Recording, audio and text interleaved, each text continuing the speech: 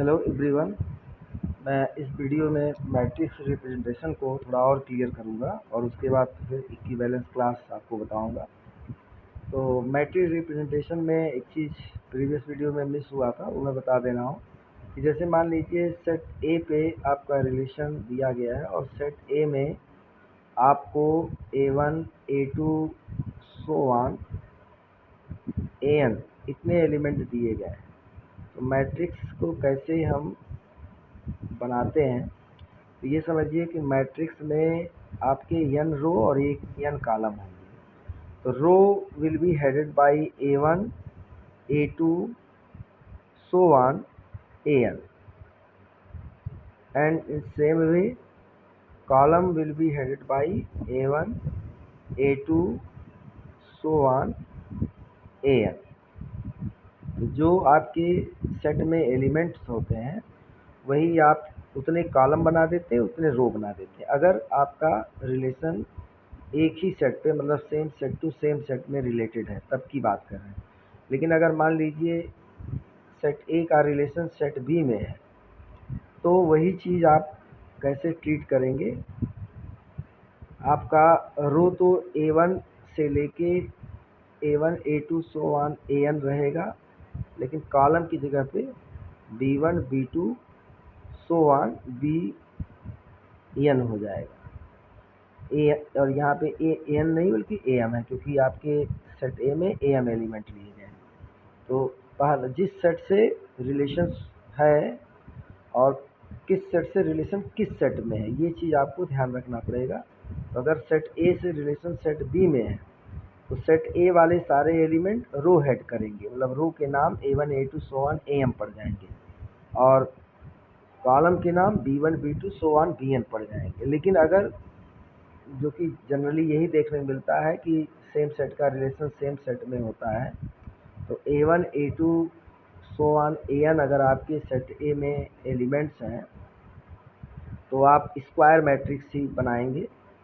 रो का नाम जो रखेंगे A1 A2 यानी कि row headed by A1 A2 so on AN और column headed by B1 B2 so on A1 A2 so on AN। Row और कॉलम दोनों के नाम सेम रहेंगे, लेकिन यही अगर डिफरेंट सेट रहेगा तो A1 A2 so on AM हो जाएगा, यहाँ पे AN की जगह पे AM आ जाएगा और यहाँ पे B1 इस जगह पे B1 से शुरू करके B1 B2 so on BN, ये आप ले लें। बाकी जो सारा चीज़ प्रीवियस वीडियो में बताए हैं वो आप फॉलो करिए। नेक्स्ट हम चलते हैं इक्विवेलेंस क्लासेज में। Equivalence class basically equivalence relation से रिलेटेड है और इक्विवेलेंस क्लास में मतलब ये होता है कि आप जितने भी एलिमेंट सेट में दिए गए हैं उनका एक एक क्लास बनता है। जैसे यहाँ पे लिखा गया है if R is an equivalence relation on A set S and X is related to Y, then X and Y are called equivalent classes with respect to relation। कहने का मतलब है कि हर एक एलिमेंट का क्लास बनेगा। जैसे मान लीजिए एग्जांपल 1 2 3 एग्जांपल एक ले रहे हैं जिसमें सेट के अंदर 3 एलिमेंट हैं और वो 3 एलिमेंट 1 2 और 3 हम ले लेते हैं, तो 3 क्लास बनेंगे। एक तो क्लास 1 बनेगा, एक क्लास 2 बनेगा और एक क्लास आपका 3 बनेगा। लेकिन जो बात यहाँ पे लिखी गई है कि अगर x और y आपस में रिलेटेड हैं, फॉर एग्जांपल अगर हमारे रिलेशन के अंदर एक इक्विवेलेंस रिलेशन है जिसके अंदर ऑर्डर पेयर 1 2 पाया गया, तो ये श्योर है कि क्लास 1 और क्लास 2 आपस में इक्विवेलेंट हो। और इसका मतलब यही होता है कि 1 और 2 जो एलिमेंट हैं वो इक्विवेलेंट हो जाते हैं। तो यहाँ पे इक्विवेलेंट का मतलब ये है कि कहीं पे भी इक्विवेलेंट वर्ड का मतलब यही होता है कि 1 की जगह पे 2 को यूज़ कर सकते हैं, 2 की जगह पे 1 को यूज़ कर सकते हैं। तो इक्विवेलेंस क्लास का डेफिनेशन आप देखिए, यहाँ पे कुछ लाइंस यहाँ पे जो लिखी गई हैं वो भी पहले हम डिक्टेट कर देते हैं। जैसे मान लीजिए एक ही सेट है, उस पर कई रिलेशन है, R1 है, R2 है, R3 है, तो आप पर्टिकुलर रिलेशन को किसी पर्टिकुलर क्लास के लिए बताएंगे जब, तो वो सबस्क्रिप्ट लगा देते हैं। जैसे x मान लीजिए एक एलिमेंट है सेट के अंदर और रिलेशन R1 है, तो x class with respect to relation R1, उसी फिर दूसरा क्लास आप बना रहे हैं R2 रिलेशन के रिस्पेक्ट में, तो आप x class with respect to relation R2 हो जाता है। लेकिन अगर कुल मिला जुला के एक ही रिलेशन दिया गया है तो there is no need to write subscript, ये सबस्क्रिप्ट आपको लिखने की जरूरत नहीं, सिंपली आप x ही लिख सकते हैं। तो एक वो काम केवल डिस्टिंग्विश करने के लिए होता है कि ये जो क्लास है किस रिलेशन के रिस्पेक्ट में है, R1 रिलेशन के रिस्पेक्ट में है कि R2 रिलेशन के रिस्पेक्ट में है। कैसे पता चलेगा? जब आप कुछ उसमें नाम में लिखेंगे। तो x class respect to R1 relation, ऐसे ही x class with respect to R2 relation. अलग अलग रिलेशन में क्लास अलग अलग तरह से व्यवहार करेगा। लेकिन क्लास का डिफिनीशन क्या होता है? क्लास, कोई भी क्लास जब बनाएंगे तो उस क्लास के अंदर कुछ एलिमेंट्स आएंगे, और वो एलिमेंट कैसे होगा? अगर x y से रिलेटेड हो या फिर y x से रिलेटेड हो, तो दोनों में से कोई एक भी लिख दें, चाहे y r x लिख दें, चाहे x r y लिख दें, उससे कोई दिक्कत नहीं है, क्योंकि आपको पता है कि रिलेशन इक्विवेलेंस तभी होगा जब वो सिमेट्रिक होगा, और सिमेट्रिक होगा तो डेफिनेटली x कामा y अगर हमारे रिलेशन के अंदर है तो y कामा x भी होगा ही। तो इन दोनों में से किसी की भी आप बात करें, वो दोनों इक्विवेलेंट है। यहाँ पे चाहे x r y लिखिए, चाहे y r x लिखिए, उसका कोई फर्क नहीं पड़ता है। तो एक चीज़ और भी है कि हर क्लास के किसी का भी क्लास बनाएंगे तो उसमें वो एलिमेंट ज़रूर आएगा। क्यों? क्योंकि equivalence relation reflexive property hold करता है, तो x हमेशा x से रिलेटेड होगा। तो every element will comes in its class, अपने in its own class. 100% sure है कि अपने क्लास में आएगा। तो जब भी आप क्लास फॉर्म करेंगे तो देखेंगे कि हर एलिमेंट अपने क्लास में ज़रूर आएगा। जैसे ये एग्जांपल लिया गया है, कर एग्जांपल से पहले एक और टर्म है quotient set s by r, तो वो कुछ नहीं है, s ऑब्लिक r आप लिखेंगे और उसमें सारे जो इक्विवेलेंट क्लास बन रहे हैं, मतलब जितने भी एलिमेंट उतने क्लास बनेंगे, उसको लिख के एक सेट बना दीजिए। जैसे मान लीजिए 1 2 3 है आपके, जैसे यही 1 2 3 4 है, तो इसका s बाई r आपको लिखना होगा। तो क्या आ गया? s सेट है और r आपका रिलेशन है। तो उस s बाई r में क्या क्या आएगा? s बाई r में आएगा, क्योंकि 4 ही एलिमेंट है, तो एक तो 1 आएगा, 1 का क्लास, दूसरा 2 का क्लास आएगा, तीसरा आपका 3 क्लास आएगा, और चौथा आपका 4 क्लास आएगा। तो इन्हीं चारों क्लास का बना के एक सेट बना दिए, तो s बाई r उसको करते हैं। इसमें कोई बहुत बड़ी बात नहीं है। इक्विवेलेंस रिलेशन पे यहाँ पे देखिए कि एग्जांपल लिया गया है, और एक इक्विवेलेंस रिलेशन है ऐसा दिया गया है, और चाहे तो आप पता कर सकते हैं।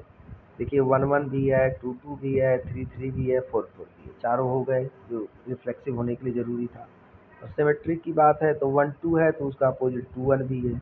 बाकी ऐसा कोई ऑर्डर पेयर आपको नहीं दिखाई दे रहा है जिसके दोनों पार्ट इक्वल नहीं है, यानी कि दोनों पार्ट डिफरेंट है। केवल यही दो ऑर्डर पेयर था जिसके दोनों पार्ट डिफरेंट है, और दोनों आए हैं तो अपने अपोजिट के साथ आए। 1 2 का अपोजिट 2 1, 2 1 का अपोजिट 1 2, तो सिमेट्रिक की शर्त पूरा हो गई। ट्रांजिटिव की जहाँ तक बात है, तो जैसे 1 2 है और 2 1 है, ये क्या बनाएगा? 2 2 ब्रिज हो गया, 1 1 होना चाहिए, तो 1 1 आपके पास है ही। और अगर मान लीजिए इस 1 2 की इसके साथ बनाते हैं, क्योंकि ये 2 सेकंड पार्ट है तो इसमें 2 फर्स्ट पार्ट है, तो इससे क्या बनेगा? 1 2, तो ये 1 2 खुद ही है, और कहीं कोई ऐसी सिचुएशन दिख भी नहीं रही, तो ट्रांजिटिव भी है। हालांकि ये चेक करने की जरूरत नहीं, अगर क्वेश्चन में ये दे रखा है कि इक्विवेलेंस रिलेशन, ये आपकी जिम्मेदारी तब नहीं हो जाती। तब आपकी ये जिम्मेदारी नहीं है कि बैठ के आप उसको चेक करिए इक्विवेलेंस है कि नहीं। अगर क्वेश्चन में ये दे रखा है it is equivalence relation and find out its classes, तो it's not responsibility of students to check it is equivalent और नॉट, वो क्वेश्चन बनाने वाले की जिम्मेदारी है। तो आपको चेक करने में समय खराब करने की ज़रूरत नहीं है, आपको सीधा क्लास बनाना है। तो क्लास 1 अगर बनाएंगे तो क्लास 1 के लिए आपको ज़रूरी है, देखिए 1 किस किस रिलेशन में एज ए फर्स्ट पार्ट है या सेकंड पार्ट है, तो इसमें है, फिर 2 1 में है, फिर 1 1 में, और कहीं पे नहीं है।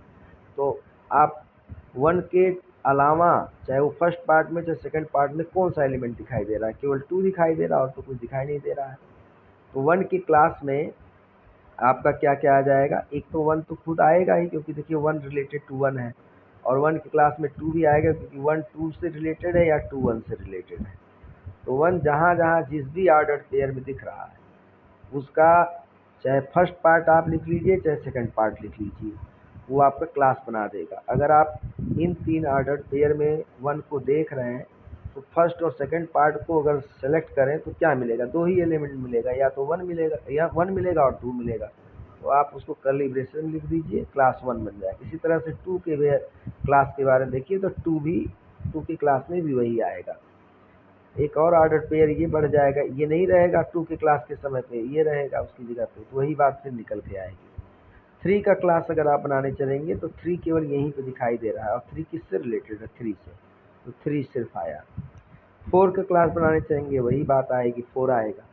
तो आप यहाँ पे ऑब्जर्व किए हैं कि क्लास 1 और क्लास 2 आपके आपस में इक्वल हैं, जो यहाँ पे लाइन लिखी गई थी उस बात को जस्टिफाई कर रहा है। अगर एक्स वाई से रिलेटेड है और एक्स वाई मान लीजिए डिफरेंट है तो एक्स और वाई दोनों इक्विवेलेंट क्लास होंगे, दोनों क्लास इक्वल होंगे। तो इसी नाते क्लास 1 क्लास 2 आपस में इक्वल है। इसका मतलब है एलिमेंट 1 एंड एलिमेंट 2 एक जैसा व्यवहार कर रहा है। कुछ प्रॉपर्टीज यहाँ पे लिखे गए हैं जो कि आपको जानने ज़रूरी है। पहला जैसे प्रॉपर्टी है, हर क्लास में वो एलिमेंट खुद ज़रूर आएगा। और क्यों आएगा, अगर मान लीजिए प्रूव दैट आ गया तो क्यों आएगा, क्योंकि रिलेशन रिफ्लेक्सिव होता है, बहुत सीधी सी बात है। आप लिख देंगे एक लाइन का comment, since relation is reflexive so every element will be in its own class. और क्यों, क्योंकि क्लास का डिफिनेशन यही होता है, यह यहाँ पे लिखा गया है कि x in the class of x elements y will be there if x is related to y, and being equivalence relation reflexive, so every class of every element will include to itself। तो यहाँ पे इसी नाते हर element के class में वो खुद जरूर आएगा। तो सीधा आप रीजन जानते रहिए प्रूफ दैट के लिए कि रिफ्लेक्सिव होता है, इस नाते ऐसा हो रहा है। फिर ऐसे देखिए दूसरा प्रॉपर्टी लिखा गया है कि अगर बी, ये देखिए गलत है, बी यहाँ पे ऐसे लिखा होना चाहिए था, मिसिंग है, B is in class of A लिखा गया, वो एक्चुअल में स्क्वायर ब्रैकेट मिसिंग है इसमें, तो ये बात आप ध्यान रखिएगा। यहाँ पे स्क्वायर ब्रैकेट है, मैं यहाँ पे लिख दे रहा हूँ B is in class of A. तो B is in class of A, अगर ऐसा बात बोला जा रहा है तो इसका मतलब B और A का क्लास इक्वल होगा। ऐसा क्यों है, इसका रीजन है सिमेट्री, क्योंकि equivalence relation symmetric property hold कर रहा है।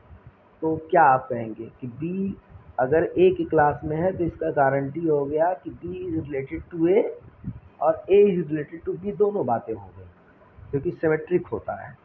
तो B अगर A से रिलेटेड है और A B से रिलेटेड है तो B के क्लास में भी A आएगा और A के क्लास में B आएगा, और A के क्लास में A खुद आएगा और B के क्लास में B खुद आएगा। जैसे B का क्लास बनाने चलेंगे तो आपको पता चला कि B आएगा और B खुद आएगा क्योंकि रिफ्लेक्सिव होता है, और B A से रिलेटेड है तो डेफिनेटली A B से भी रिलेटेड होगा, तो B के क्लास में A भी आ जाएगा।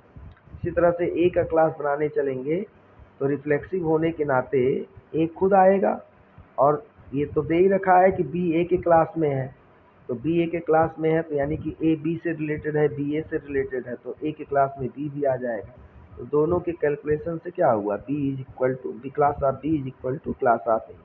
तो यानी कि इस सेकंड पार्ट को, सेकंड प्रॉपर्टी को प्रूव करने के लिए आप रिफ्लेक्सिव और सिमेट्रिक का सहारा ले लेंगे, इक्वल हो जाएगा। ऐसे ये जो तीसरी प्रॉपर्टी लिखी गई है इसमें कहा गया है कि अगर दो क्लास आपस में इक्वल हैं तो डेफिनेटली है कि ए और बी रिलेशन के अंदर जरूर होंगे। फिर वही जो सेकंड प्रॉपर्टी बताएं वही कारण है, रिफ्लेक्सिव और सिमेट्रिक प्रॉपर्टी होल्ड करता है इक्विवेलेंस रिलेशन।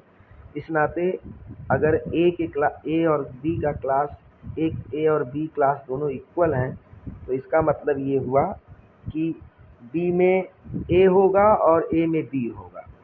क्यों होगा? क्योंकि ए में तो ए है ही और बी में बी है। भाई ए के क्लास में ये तो कन्फर्म है क्योंकि रिफ्लेक्सिव प्रॉपर्टी होल्ड होता है, और ए के क्लास में तो ये तो गारंटी आएगा और बी के क्लास में बी आएगा। अब ये जो लिख रहे हैं आप कर्ली ब्रेसेस के अंदर, ये बेसिकली कर्ली ब्रेसेस है, तो कर्ली ब्रेसेस के अंदर जो आप लिख रहे हैं, यहाँ पे ए लिख रहे हैं, यहाँ बी लिख रहे हैं। अब इस दोनों कर्ली ब्रेसेस कब इक्वल होंगे?